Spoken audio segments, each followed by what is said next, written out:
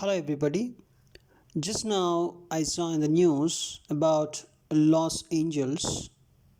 So, Los Angeles has seen large scale demonstrations against intensified ICE immigration rights. So, tensions escalated with flashbangs, tear gas, and confrontations with federal and local authorities.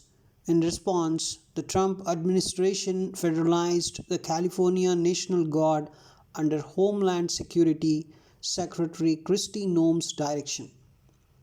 So you can clearly see as an eruption in in Los Angeles. This is especially due to Mars Ketu transit conjunction in Leo, and Leo is the sign related to USA, and Mars Ketu, the fiery planets in conjunction in the sign of Leo, and Mars is watching Saturn with its eighth aspect. Saturn and Mars are at 6-8 position, Sadastak Yog, we generally say, and as Mars and Ketu are the fiery planets and Leo is a fiery sign, so the whole thing, it is this Mars Ketu conjunction is also called as Pishash Yog. It gives lot and lot of challenges. And if you see some historical parallels, means when Mars and Ketu in conjunction in the sign of Leo, then clearly this Mars Ketu in Leo often appears during this internal revolts, military tensions, civil liberties being challenged.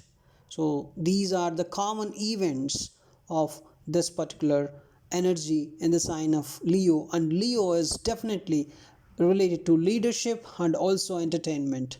Leo, the sign is about the presidents and also prime ministers and the people in the authoritative positions, because Leo is the sign of sun, and sun in Vedic astrology represents the prime ministers, kings, and the presidents. So definitely, see here, Mars represents action, aggression, protest, and military or police force. That's what you're seeing here. And Ketu represents a kind of confusion, sudden disruption, and it's a karmic baggage, basically.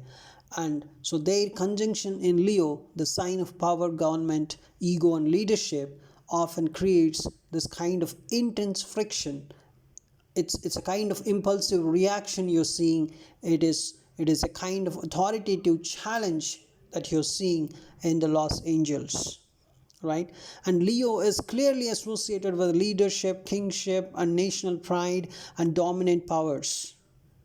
And clearly, Leo is the sign of USA. Leo is actually treated as an ascendant of USA, whereas Leo is treated as the fourth house of India, because generally based on 15th August 1947 horoscope, if you observe, then Taurus is the ascendant of India, and if you think in that direction, then Leo comes as the fourth house related to internal home affairs, and so the internal friction, right?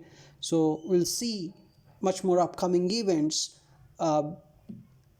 because of this particular fiery conjunction in the sign of Leo, and also there is a 6-8 position between this Mars and Saturn. Of course, Mars is watching the Saturn with its eighth aspect, right?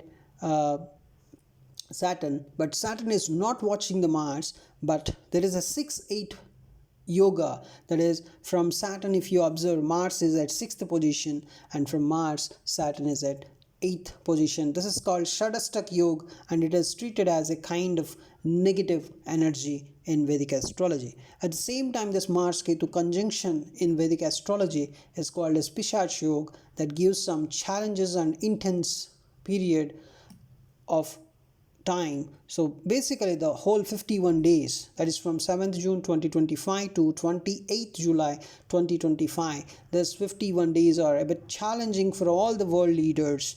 And one more important thing is the 23rd July onwards, you would see Mars and Ketu would be conjoining very tightly. That means they are coming into very close degrees, right?